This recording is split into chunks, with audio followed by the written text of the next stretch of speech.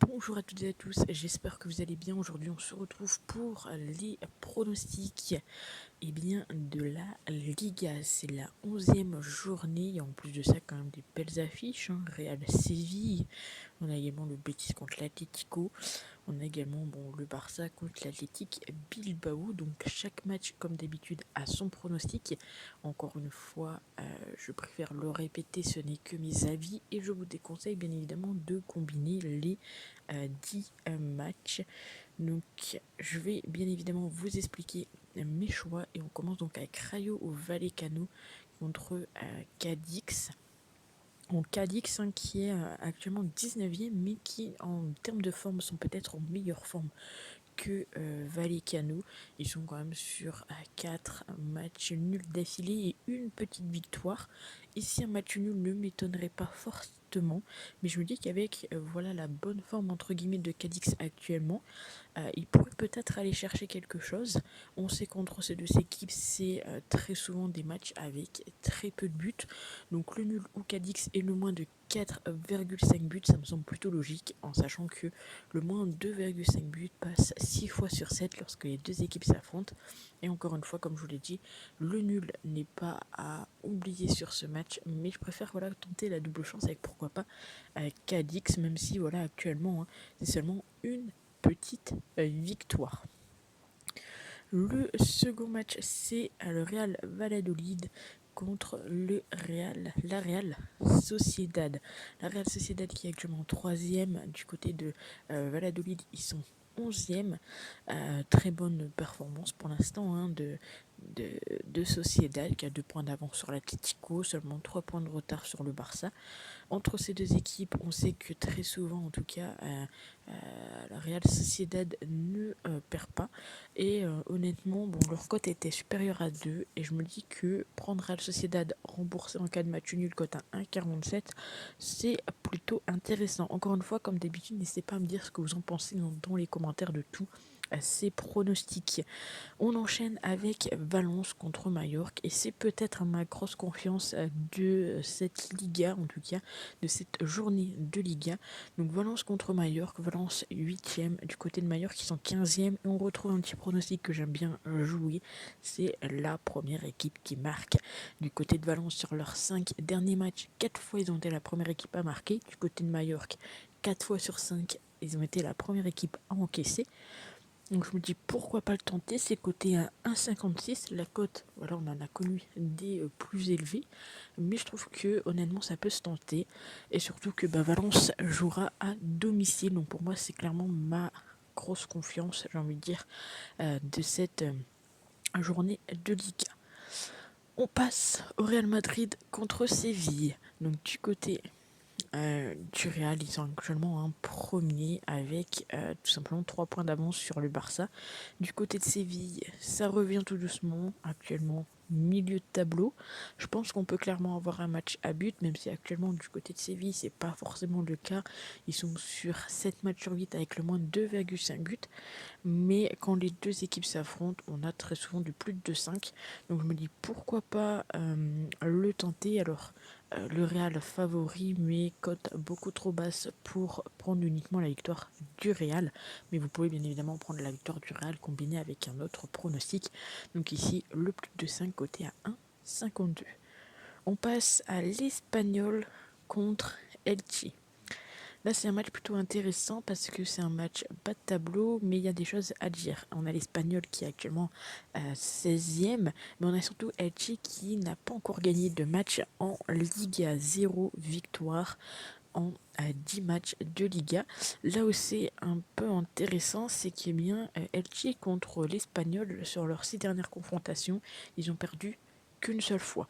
Donc je me dis que potentiellement Elche peut être un petit peu la bête noire de l'Espagnol, surtout que leur dernière victoire, de l'Espagnol contre Elche, c'était en 2014. Donc je me dis pourquoi pas tenter les deux équipes qui marquent. En plus on sait qu'entre ces deux équipes, et bien sur les 6 matchs, sur les 6 confrontations, c'est passé 6 fois. C'est coté à 1,83 et espérons pourquoi pas la première victoire d'Elche, en plus à l'extérieur, sait-on jamais. On enchaîne avec le Betis contre l'Atlético Madrid. Et encore une fois, un petit pronostic que j'aime bien tenter. Ici, la cote est un petit peu plus élevée. C'est le 4e contre le 5e. Donc attention, hein, clairement, tout peut se passer. On sait que du côté de Betis, ils sont sur 5 matchs sans aucune défaite. Du côté de l'Atlético, c'est 4 matchs. On sait que l'Atlético, c'est pas forcément une équipe, on le sait, hein, qui va prendre beaucoup de buts et qui va en marquer beaucoup. Donc ils sont sur une moyenne de moins de 2,5 buts. Là où c'est plutôt intéressant, c'est lorsque l'Atlético joue contre le Betis, et bien sur leurs 6 dernières confrontations, 6 fois, c'est l'Atlético Madrid qui a marqué le premier but, d'où une cote ici à 1,85 qui me semble également très intéressante. On passe au match Villarreal contre Almeria. Un match assez compliqué, j'ai envie de dire, en termes de choix de pronostic. C'est donc le 9e qui reçoit le 13e. Très peu de matchs nuls, hein, pour Almeria, seulement un petit match nul. On sait en tout cas que Villarreal est sur 10 matchs sans aucune défaite contre Almeria. Et voilà, la cote à 1,35 de Villarreal, encore une fois, pour moi, c'est trop bas. Donc je ne la prends pas. Après, je sais que je pense qu'il y a d'autres personnes sur YouTube qui peut-être vous les proposeront. Mais pour moi, cote à 1,35, ça ne vaut pas forcément le coup. Encore une fois, une cote à 1,44, c'est pas non plus joli. Mais c'est déjà mieux que 1,30. Donc Villarreal marque plus de 1,5 but contre Almeria. Ça me semble plutôt correct. En plus, on sait qu'Almeria, c'est quand même une équipe qui prend quand même presque 1,5 but par match. On enchaîne avec Girona contre Osasuna. Le 7e contre le 18e. Ici, j'ai eu un petit peu de mal à voir un match nul entre les deux équipes. Surtout le fait, je pense qu'il n'y aura pas forcément beaucoup de buts. En tout cas, lorsqu'ils s'affrontent, on est très souvent sur le moins de 2,5 buts. Donc, après, comme je dis très souvent, quand je vois pas forcément de match nul, très souvent à la fin, on nous annonce match nul. Donc, j'espère que cette fois-ci, ça ne me portera pas l'œil. Et donc je pars tout simplement sur Girona ou Osasuna et le moins de 3,5 buts, c'est coté tout de même à 1,69. L'avant-dernier match, le Barça contre l'Athletic à Bilbao. Donc le Barça actuellement 2e avec 25 points. Là où c'est intéressant et qu'il y aurait peut-être un pronostic à tenter que je mettrais potentiellement sur Telegram, je ne sais pas. Mais en tout cas, il faut le savoir que le Barça à domicile, eh bien, c'est 11 buts marqués, 0 but encaissé.